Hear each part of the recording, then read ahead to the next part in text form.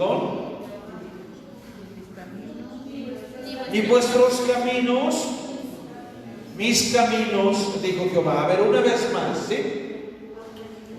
Porque mis pensamientos no son vuestros pensamientos, ni vuestros caminos, mis caminos, dice Jehová.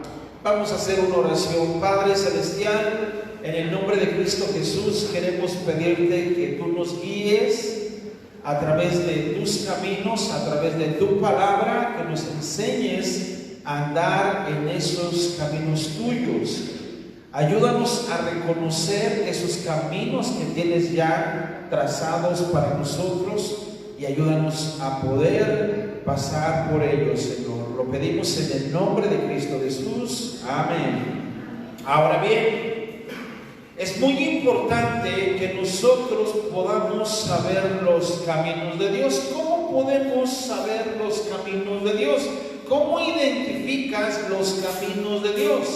Según la Biblia, lo que estamos viendo en el libro de Isaías es que Dios tiene unos caminos y el ser humano tiene otros caminos. Que los caminos del ser humano no son los mismos caminos de Dios, ¿cierto? Es poder comprender. Ahora, los caminos de Dios, ¿cómo son? ¿Cómo te imaginas los caminos de Dios? Los caminos de Dios, ¿cómo te los imaginas? Con pastito, con caminos bonitos, caminos, ¿cómo te los imaginas? Según la Biblia, en el libro de Proverbios 3:17 dice que sus caminos son deleitosos. Dice que todas sus veredas, paz.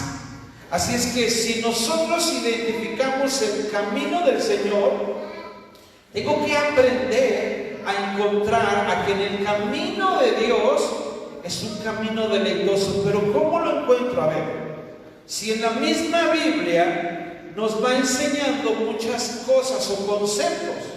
Por ejemplo, en el libro de Proverbios 14:12 nos dice que hay camino que al hombre le parece derecho, pero su fin es camino de muerte. En el Evangelio de Mateo 7, verso 13 y 14, nos dice que solamente existen dos caminos. Según Mateo 7, 13 al 14, es ahí donde nosotros tenemos que identificar. Entonces, si la Biblia nos va a enseñar los caminos de Dios, los caminos de Dios son deleitosos, sus veredas paz. Pero según lo que veíamos, o lo que nos enseña la palabra, dice que el camino del hombre le parece derecho, pero su fin es camino de muerte. Pues es el ser humano, cree que va por buen camino. A mí déjame, ¿verdad? Si mucha gente dice, a mí déjame mi vida, y cree que va por buen camino. Hay personas que no les gusta que les enseñen a caminar por los caminos de Dios, porque creen que el camino de Dios es malo o aburrido. Si vemos lo que dice la Biblia en Mateo capítulo 7, versículo 13 y 14, nos vamos a dar cuenta de que solamente hay dos caminos y el ser humano tiene que aprender a escoger ese camino. Según el versículo 13 dice que entrad por la puerta estrecha, porque ancha es la puerta y espacioso el camino que lleva a la perdición, y muchos son los que entran por ella, porque estrecha es la puerta y angosto el camino que lleva a la vida, y pocos son los que lo hallan. ¿Sí se da cuenta? Entonces, a ver, si en la Biblia nos dice que los caminos de Dios son deleitosos, sus veredas paz, pero según Proverbios 14:12 nos enseña que el camino del hombre le parece derecho, pero su fin es camino de muerte. Y aquí en el Evangelio nos está enseñando que entremos por una puerta estrecha, ¿cierto? Porque dice que ancha es la puerta y espacioso el camino que lleva ¿a dónde? A la perdición. Y entonces dice que muchos son los que entran por ella. Ahora, ¿cómo sé entonces que estoy en el camino de Dios? ¿Cómo sé que no estoy en el camino ancho, espacioso, que me puede llevar a la perdición? El verso 14 de Mateo 7 dice: porque estrecha es la puerta y angosto el camino que lleva a la vida. Ahora digan conmigo: estrecho. Ahora digan conmigo: angosto. ¿Cómo se imagina esa entrada y ese camino? Al decir la palabra de Dios, estrecho y angosto, ¿cómo se lo imagina? Así como lo dice la Biblia. Pequeño. ¿Cuántas personas cabrán por un camino estrecho y angosto? Yo no sé si solamente vaya una atrás de otra. ¿Se lo imaginan? Una detrás de otra. Entonces el que va adelante nos va guiando por ese camino. Pero el camino ancho, espacioso, es que uno va aquí, el otro va aquí, el otro va aquí, todos van así en montón caminando, pero dice que ese camino es el que lleva a la perdición. Ahora entonces, ¿cómo lo identifico? Déjenme le hago nuevamente estas dos preguntas. ¿Usted sabe cuál es el camino de Dios? Segunda pregunta: ¿usted anda en el camino de Dios? A lo mejor su respuesta va a ser sí. Sí sé cuál es el camino y sé también que ando en el camino de Dios. A lo mejor esa es nuestra respuesta. Pero vamos a ver precisamente que la palabra de Dios nos va enseñando, porque hay una cita bíblica, según el libro de Santiago 1:8, donde dice que el hombre de doble ánimo, dice que es inconstante en todos sus caminos. Entonces, hay personas que son inconstantes, que no saben qué camino elegir. Había una persona que platicaba conmigo, había leído la Biblia a él, y él encontró en la Biblia que Mateo 7 decía que habían dos caminos, y él me dijo: pastor, cuando yo me muera, ¿cómo puedo identificar el camino angosto y el camino ancho? Y yo le dije: no. El camino ancho, espacioso y el camino angosto están aquí. Tienes que identificarlos aquí en vida, no cuando te mueras. Yo pensé, dice, que cuando yo me muriera tenía que encontrar el camino angosto. No es así. Por eso el libro de Santiago 1:8 dice que el hombre de doble ánimo, el hombre de doble ánimo no es que tenga mucho ánimo. El hombre de doble ánimo es que es bipolar. El hombre de doble ánimo es que su ánimo puede estar bien de repente y después su ánimo puede ser indiferente. Y es muy variable. Y este hombre de doble ánimo dice que es inconstante en todos sus caminos. No le gusta su forma donde anda. Ay, es que voy a ver si en la iglesia cambio. Llega a la iglesia, prueba el camino del Señor y dice: no me gustó. A ver, voy a probar entonces este otro camino. Y prueba entonces otro camino. Tampoco me gustó. Y entonces empieza a buscar la forma de qué camino va a seguir. Pero no es constante ni en las cosas de Dios, ni en sus caminos, ni en otros caminos. Es muy variante. Y debemos de entender que solamente se puede andar en uno de dos caminos. O ando en el camino ancho y espacioso, o ando en el camino angosto. ¿Estamos aquí? Ahora, esto era la introducción, amén. Vamos a empezar para que identifiquemos el camino.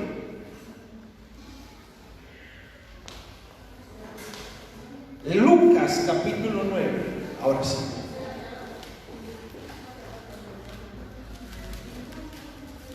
Ahora sí. Lucas capítulo 9.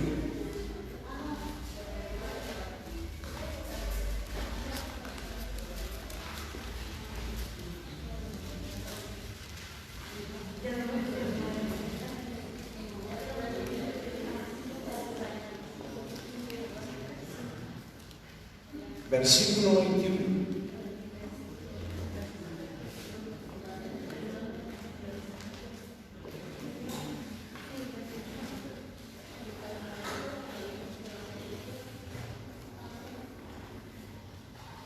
Amén.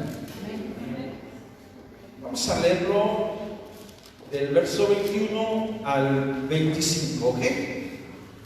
Dice la palabra de Dios así: pero él les mandó que a nadie dijesen esto, encargándoles rigurosamente y diciendo: es necesario que el Hijo del Hombre padezca muchas cosas y sea desechado por los ancianos, por los principales sacerdotes, por los escribas, y que sea muerto y resucite al tercer día.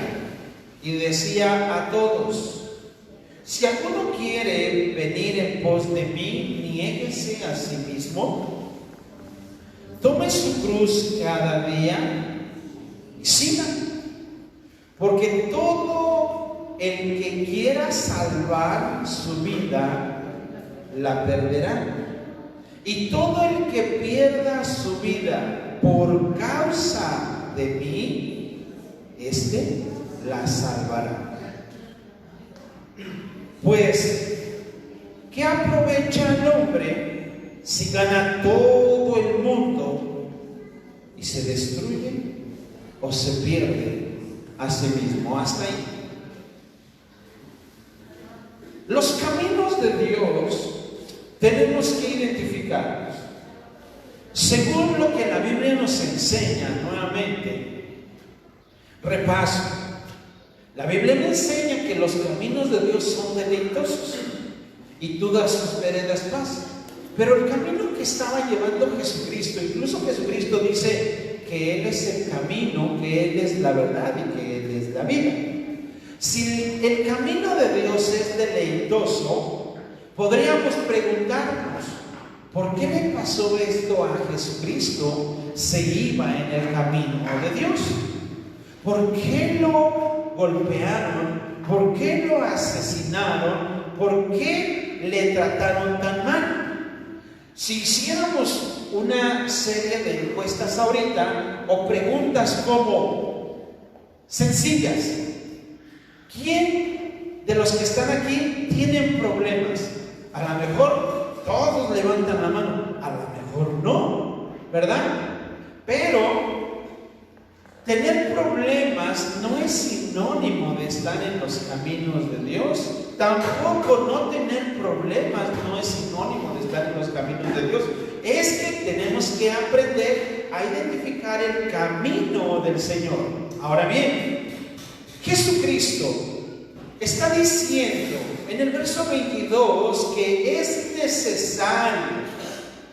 ¿Sí nota esa frase de él? Que es necesario que el Hijo del Hombre padezca muchas cosas.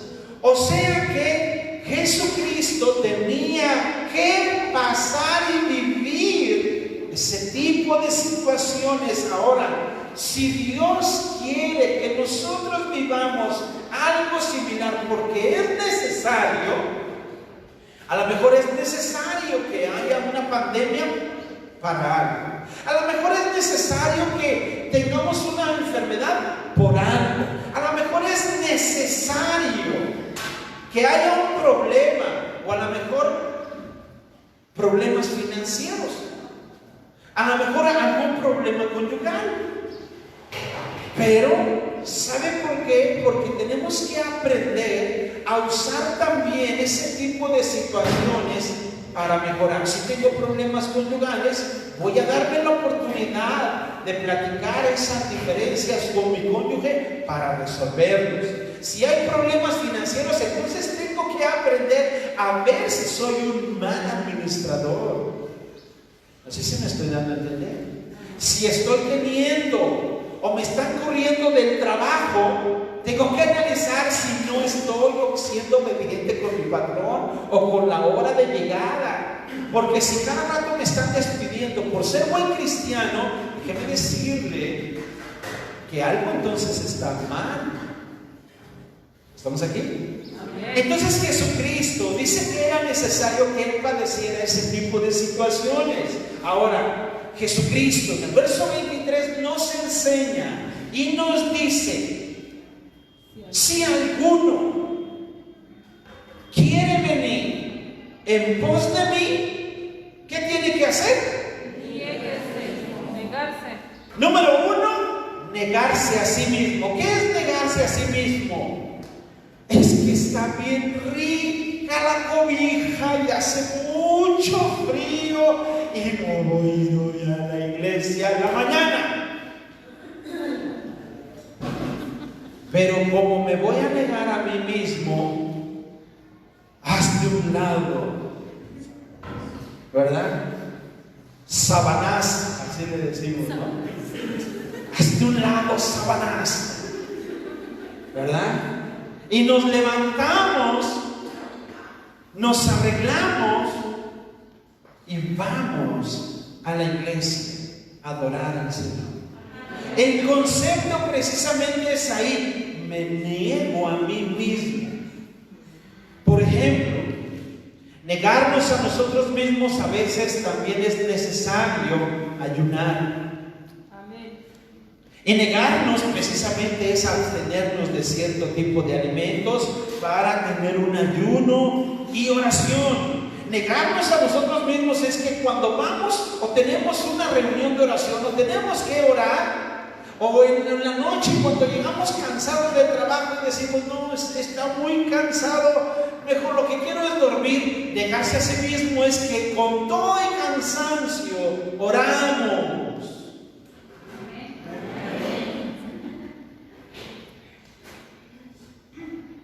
Los servidores, cuando están el día domingo aquí, mañana lunes, ya están pensando en qué van a hacer para ir a trabajar, y negarse a sí mismo precisamente porque toda la semana estuvieron trabajando y llega el día domingo para venir a servir. Eso es negarse a sí mismo. Amén. Porque quiero servirle a mi Señor.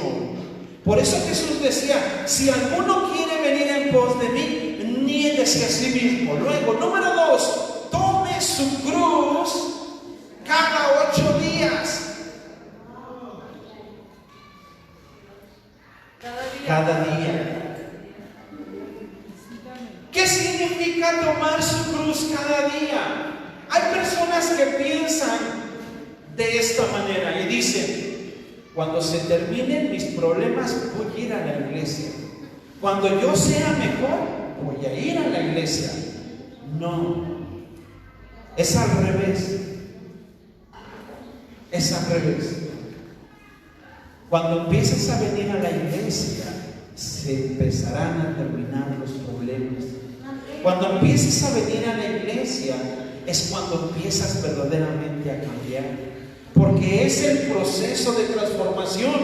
Tomar su cruz cada día es precisamente que aún si tuviste un problema conyugal en casa y hoy no vamos a ir a la iglesia, porque ¿a qué vamos a ir?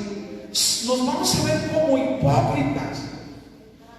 Pues toma tu cruz y sigue adelante. Amén.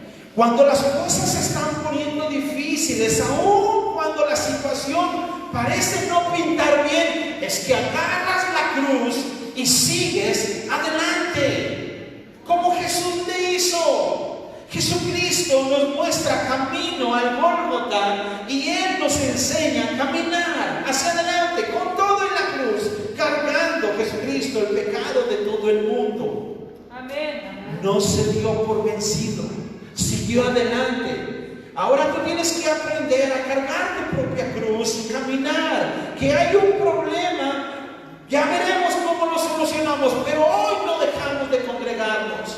Es que tenemos un problema financiero y no tenemos ni siquiera para ofrendar o diezmar. Pues ya veremos cómo le hacemos. Pero es importante cargar nuestra cruz y seguir adelante. Ese es el desafío, porque a veces pensamos al revés. Nuestros caminos, nuestros pensamientos, no pensamos igual que Dios. No caminamos igual que Dios, porque nosotros pensamos diferente. Nosotros humanamente decimos, no tengo, no doy. Y Dios dice, no tienes porque no das. Amén. ¿Entendemos eso? Y cuando nosotros entendemos cómo Dios piensa diferente. Cuando Dios sacó al pueblo de Israel de Egipto, el pueblo de Israel tenía la mente de esclavitud. Ellos se levantaban día con día, toda la semana, a hacer el adobe, para hacer los ladrillos. Ellos se iban a su casa, al otro día se levantaban a hacer lo mismo. Así estuvieron toda su vida. ¿Cuántos años estuvieron así en Egipto? ¿Cuántos años? ¿Cuántos años? ¿Sabe usted cuántos años? Dígalo fuerte. ¿Cuántos? 400 años estuvieron, pasaron generaciones. Y los hijos de sus hijos aprendieron a hacer el adobe. Ellos tenían una mente de esclavos. Ellos se levantaban e iban, hacían el adobe.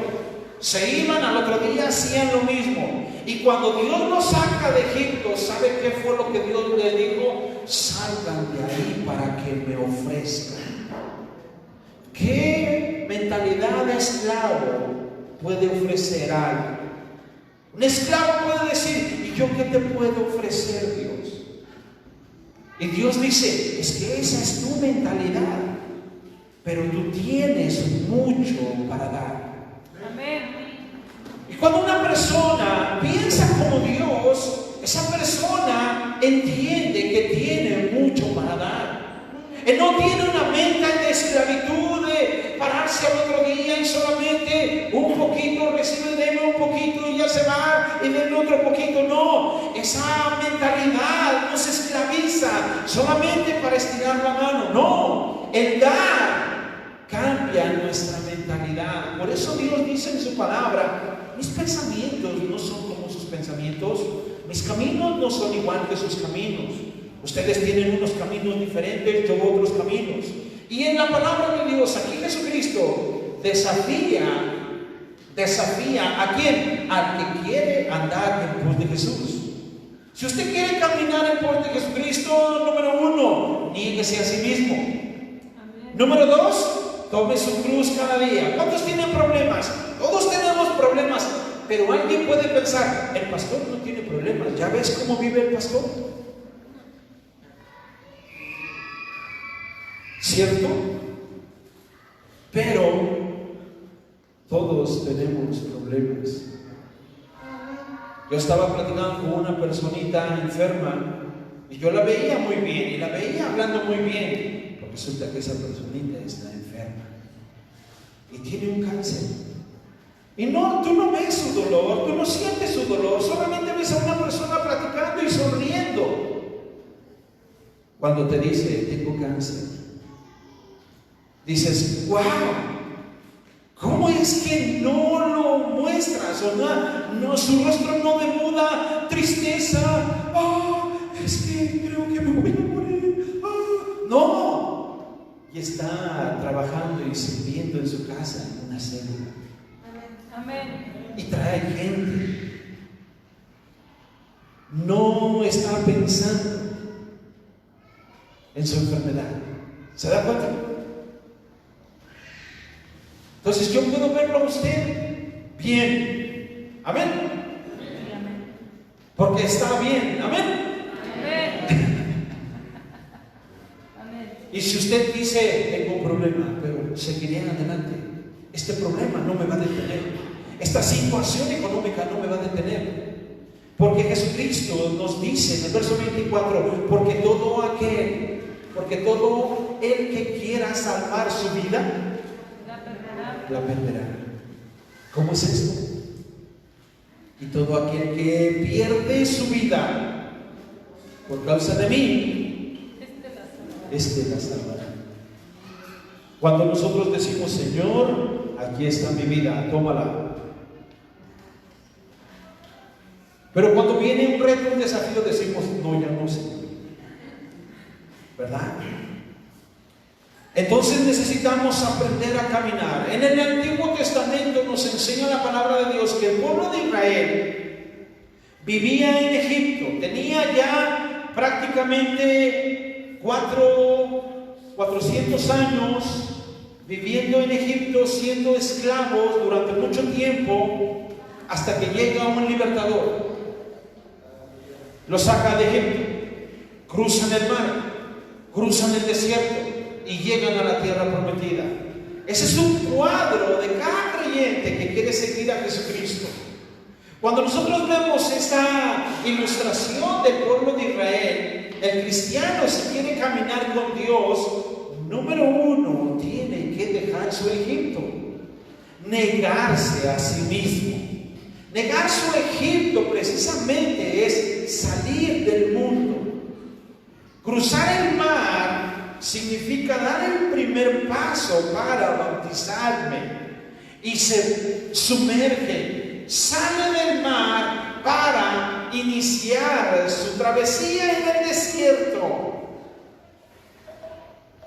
Y curiosamente el pueblo de Israel cruzó el desierto. Sabía que había solamente de distancia en tiempo para llegar a la tierra prometida. De Egipto a Sinaí, al monte Sinaí, eran 40 días.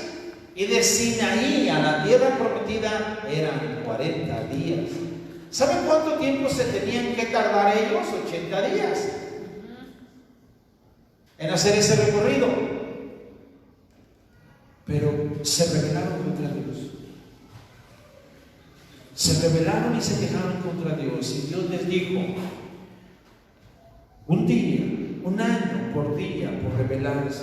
Y entonces ellos estuvieron 40 años en el desierto dando solo vueltas por rebelarse contra Dios. Caminar con el Señor, mire, va a ser difícil cruzar el desierto, o su desierto, sí, pero no imposible. Tarde o temprano tiene que llegar a su tierra prometida. Amén. Y la tierra prometida, amados hermanos, no es el cielo, todavía no es el cielo, no. La tierra prometida es la estabilidad emocional aquí en la tierra, en esta vida, cuando usted ya entiende las cosas, cuando usted empieza a ver los frutos y resultados de su labor con el Señor. La tierra prometida no es el cielo. La tierra prometida es donde dice el Señor, fluye leche y miel. Hay muchas bendiciones para tu vida aquí en la tierra. Pero si no has cruzado tu desierto y le quieres dar 40 años ahí dando vueltas, entonces vas a ser un cristiano que se va a quejar de todo. No es cierto, porque yo ya llevo tanto tiempo en el cristianismo y eso no es verdad. No es verdad porque eres un necio y un rebelde.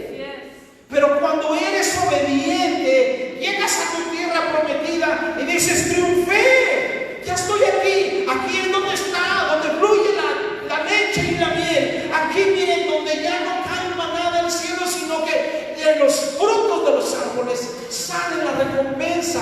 Es ahí donde nosotros aprendemos. Gracias, Señor. Amén. Nosotros tenemos que aprender a cruzar el desierto. Cruzar el desierto es donde te vas a encontrar con tu prueba. Problemas financieros, problemas con los hijos, problemas con tus hermanos carnales, problemas con tu cónyuge. Mire, vayamos rápidamente a Lucas capítulo 14.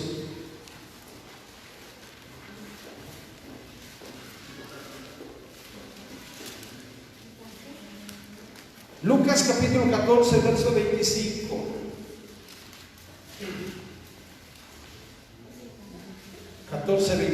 Amén. Me encanta esta parte de la escritura porque es aquí donde vamos a aprender a negarnos a nosotros mismos. Y como creyentes, igual seguimos siendo desafiados. Yo quisiera preguntarle así a varios, ¿no?, de los que están aquí, ¿dónde te podrías encontrar? De los 4 pasos que hay que dar o pasar, o te encuentras en tu Egipto todavía no sales de tu Egipto, porque ¿sabían ustedes de que el pueblo de Israel, aunque ya andaba en el desierto, todavía traía Egipto en su mente? ¡Ay, mejor vamos a regresarnos porque allá existen las mejores comidas y los manjares, yo me quiero regresar, me iba mejor en Egipto, aquí casi me muero! Y así estaba el pueblo de Israel, por eso Dios los castigó y tiene que cruzar su desierto. Entonces en Lucas 14, verso 25, me encanta porque dice que grandes multitudes iban con él. Y volviéndose, imagínense Jesucristo caminando y atrás de él grandes multitudes, y Jesucristo hace esto y voltea y los ve y les dice: si alguno viene a mí y no aborrece su padre, su madre, su mujer, sus hijos, sus hermanos, hermanas, y aún también su propia vida, no puede ser mi discípulo. Hablando de discípulos, felicito cuando ya empezaron su discipulado. Ahora sigan adelante, tomen su cruz y sigan adelante, y también carguen su discipulado y su Biblia. Amén. Lleguen a la iglesia sin discipulado y sin Biblia, también su cruz.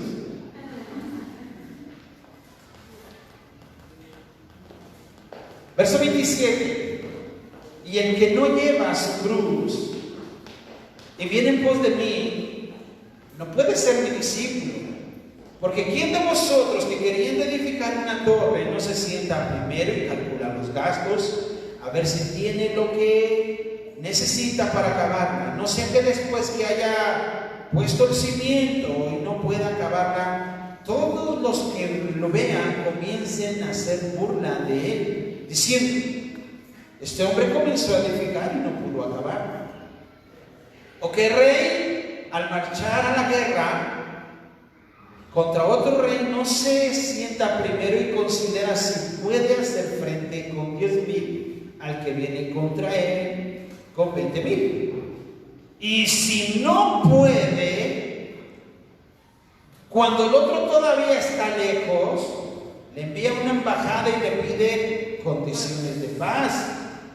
Así pues, cualquiera de vosotros que no renuncie a todo lo que posee, no puede ser mi discípulo. ¿Sabe que cuando yo leo esto, me admiro y me sorprendo de Jesucristo? Porque Él pareciera que se va directamente a la yugular. Y Él parece que, a ver, ¿quieres seguirme? Tienes que aborrecer a tu mamá, tu papá, etcétera, etcétera. ¿Cómo se le llama a este tipo de palabras cuando nosotros las encontramos en la Biblia? Las hiperboles que se encuentran en la Biblia son exageraciones. Una hiperbole es una exageración.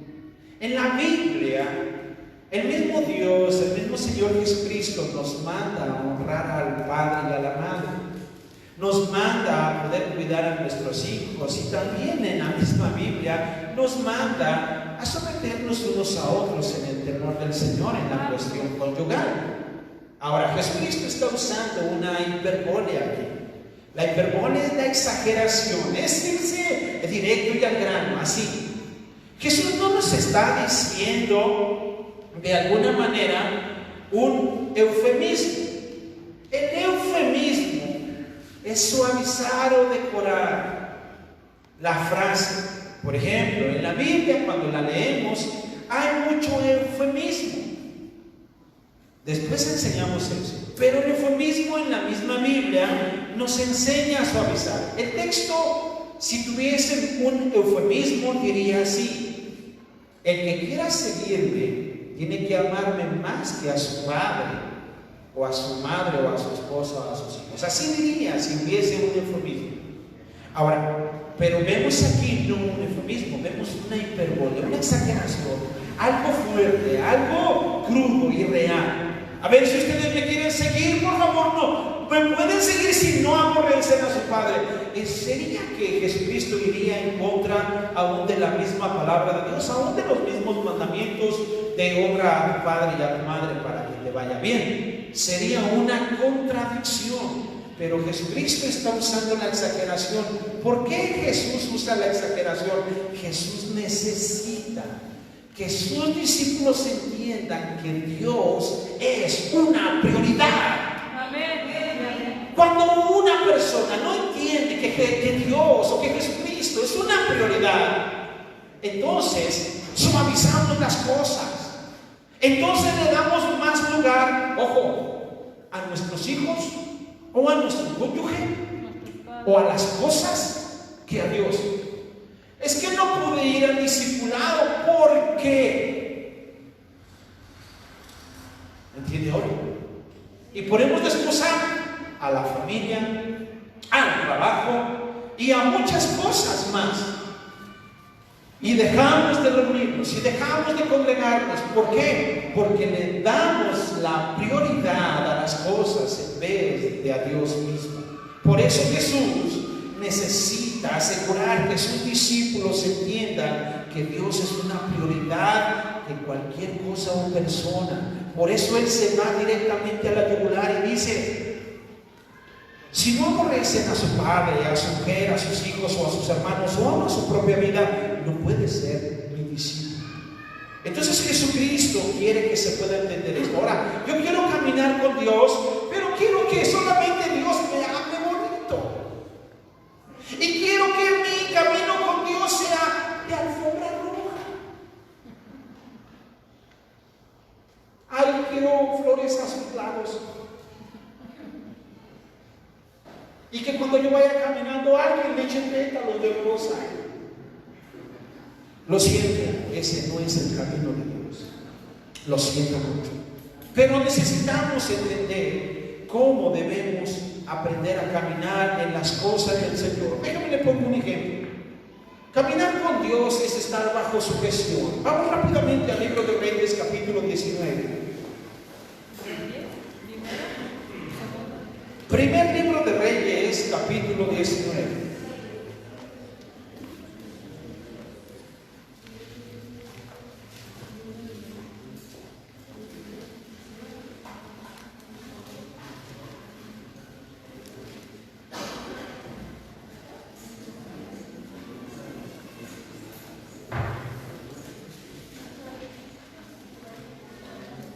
Necesitamos enseñar de esta manera porque de verdad con justa razón encontramos a muchísimo creyente que no ha dejado su ejemplo, a muchísimo creyente que ni siquiera ha pasado por el mar, a muchísimo creyente que le da miedo enfrentar su desierto y mucho creyente que solamente en su mente ha de pensar que ha llegado a su tierra prometida. Pero déjeme decirle que no. Por eso es bien importante entender este proceso de caminar con el Señor. Si queremos ser una iglesia que verdaderamente esperemos el retorno de Jesucristo, necesitamos entender este proceso y este paso. En el primer libro de Reyes, capítulo 19, verso 19, dice: partiendo él de ahí, halló a Eliseo, hijo de Safat, que araba con 12 yuntas delante de él, y él tenía la última. Y pasando Elías por delante de él, echó sobre él su manto. Entonces, dejando él los bueyes, vino corriendo en pos de Elías y dijo: te ruego que me dejes besar a mi padre y a mi madre, y luego te seguiré. Y él le dijo: ve, vuelve, ¿qué te he hecho yo? Y se volvió y tomó un par de bueyes y los mató, y con el arado de los bueyes coció la carne y la dio al pueblo para que comiesen. Después se levantó y fue tras Elías y le servía. Caminar con Dios es aprender a estar bajo sujeción. Elías es el maestro, ¿cierto? Sí. Elías es el que puso el manto, ¿cierto? Él se quitó su manto y lo echó sobre su discípulo. Hizo esto más o menos. No tan tardado. Y agarró su manto y se lo echó a Elías. Digo, a Eliseo. Acércate, Eliseo. ¿Sí? ¿Quién es Eliseo? Y se lo echó encima. Curiosamente, nunca Elías le dijo algo, simplemente Eliseo entendió el concepto. ¿Qué dice Eliseo? Déjame ir a ver. Déjame despedir de mi papá y de mi mamá. Déjalos besos y te seguiré. ¿Saben por qué? Porque era no regresar más a ellos.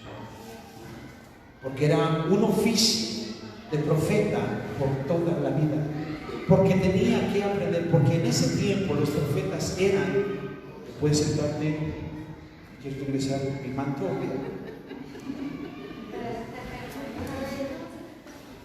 Y de esta manera él entiende el concepto. Y luego dice que cuando él mata a los bueyes, le da de comer al pueblo, así como una forma generosa. Él se envía a halagarlo. Y él hace prácticamente como una celebración, como una fiesta. Voy a seguir al profeta. Soy alumno del profeta Elías. ¡Qué padre! Voy a seguirlo, y lo sigue. Iba tras de él. Hoy tenemos que corretear a los discípulos. Hoy el maestro tiene que estar detrás de su discípulo, cuando debería de ser todo lo contrario. Él debería de ser el discípulo persiguiendo a su maestro. Maestro, yo quiero que usted me enseñe. Oh sensei, oh sensei. Pero no, hoy tristemente, como lo vemos en la misma palabra de Dios, tristemente, es que no fui al discipulado, tuvimos un cumpleaños con mi mamá. Es que no fui al discipulado. No son mis palabras, son palabras del Señor Jesucristo, que dijo: prioridades. Si usamos la hiperbole, la exageración, es eso. Cuando entendemos el concepto de lo que dice la palabra de Dios. Si sus hijos no son creyentes, no son cristianos, es primero el Señor antes que los hijos. Primero Él.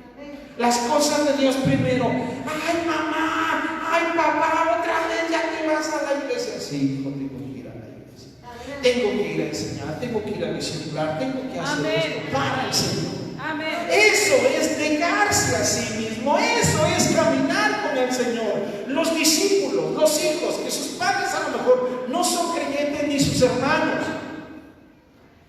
¿Y qué más? ¿A qué vas allá? ¿Te pagan? ¿Te pagan por andar allí enseñando? ¿Qué te enseñan? ¿Qué estás aprendiendo? Mira, ni aprendes nada. La prioridad de tomar la cruz y seguir al Señor es entender el concepto, porque aquí precisamente nos lo enseña la palabra de Dios. Según la Biblia nos enseña, en el libro de Hebreos 13:7 y 13:17 nos enseña que debemos de obedecer a nuestros pastores. Por eso, un discípulo tiene que aprender a seguir a su maestro en el horario que el maestro ha puesto. Amén. Porque imagínense a Eliseo poniendo las condiciones para su maestro. Pues aquí entendemos que Jesucristo es nuestro maestro y nosotros sus alumnos. Por eso debemos de aprender como Eliseo. Debemos de aprender como Eliseo a seguir al maestro. ¿Qué aprendemos de Eliseo? Que él se deja enseñar. Según Hebreos 13:17 dice, ¿sí lo tienen o no? ¿Qué dice?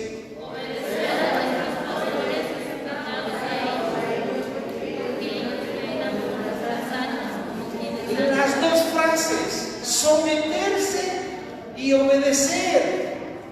Es someterse y obedecer. Como cuando una persona lo entiende y lo hace. Por eso el discípulo aprende y se deja enseñar. Un discípulo sigue aprendiendo, un discípulo obedece, un discípulo sirve, un discípulo no cuestiona, solo se deja guiar por la palabra del Señor. Hay alumnos que hacen todo lo contrario, contradicen a sus maestros, se rebelan, no les gusta aprender, creen que ya saben, le quieren enseñar a su maestro, como Pedro a Jesucristo y como Rico a Abraham. Jesucristo escucha a Pedro cuando Pedro le dice, ¿verdad, Jesús, que solamente 7 veces debo de perdonar a mi hermano? Jesús le dice, ¡no! Cuando Abraham recibe a Rico y a Lázaro en el cielo, es el rico que le quiere adoctrinar al padre Abraham y le dice, no, padre Abraham, si tú envías a uno de los muertos, se persuadirá a la gente. Y el padre Abraham le decía, no, a Elías y a Moisés tienen, óiganlos. Entonces hay discípulos así que quieren adoctrinar a los que ya saben. No se puede condicionar al maestro. Por eso Jesucristo decía claramente que uno tiene que aprender a seguir a su maestro. Amén. Ahora, los que caminan con Dios obtienen promesas eternas. Rápido, Mateo capítulo 19, según la historia de hace 8 días, veíamos al rico, ¿se acuerdan? Y el rico tristemente se regresó porque el rico dijo, ay no, pues yo sí tengo muchas riquezas, no puedo seguir al Señor. Mateo capítulo 19, en la historia del joven rico, vamos a leer el versículo 27 en adelante. Después, cuando el joven rico se fue triste porque él tenía muchas posesiones, el apóstol Pedro, en el verso 27 dice, entonces respondiendo Pedro le dijo, he aquí nosotros hemos dejado todo. Hemos dejado a nuestros padres, hemos dejado a nuestros hijos, hemos dejado a nuestra madre, nuestra tierra, hemos dejado todo.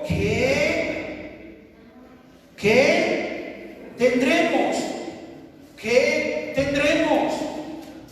Y Jesús le dijo, pues déjame orar por ti, déjame te bendigo. ¿Así le dijo? No, Jesús le dice, de cierto os digo que en la regeneración, o sea, en la resurrección, o sea, en la venida, en el reino de Dios, cuando el Hijo del Hombre se siente en el trono de su gloria, vosotros que me habéis seguido también os sentaréis sobre 12 tronos para juzgar a las 12 tribus de Israel. Esta promesa no es para nosotros, no se enojen.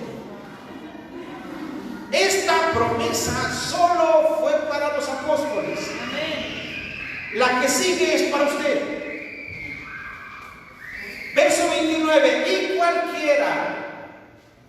y cualquiera que haya dejado casas, hermanos o hermanas, o padre o madre o mujer o hijos o tierras por mi nombre, recibirán 100 veces más y heredarán la vida eterna. Entonces, los que caminan con Dios obtienen promesas eternas. Amén. La vida eterna y aparte aquí en la vida las recompensas. Cuando entres a tu tierra prometida, cuando entras a la tierra prometida, fluye leche y miel. Amén. Es cuando dices: gracias, Señor, me ayudaste a cruzar mi desierto. Gracias, Señor, he vencido en tu nombre toda tentación. Gracias, Señor, porque ahora mi matrimonio se ha restablecido. Gracias porque mis hijos andan en tus caminos. Gracias, Señor, porque ahora, Señor, he visto tu bendición en mi vida. Pero eso es cuando estás en la tierra prometida. Por eso tienes que cruzar tu desierto. Amén. Tienes que cruzarlo, tienes que pasarlo, pero no dura toda la vida. Recuerda, el pueblo de Israel tenía que cruzarlo de Sinaí hacia la tierra prometida en 40 días.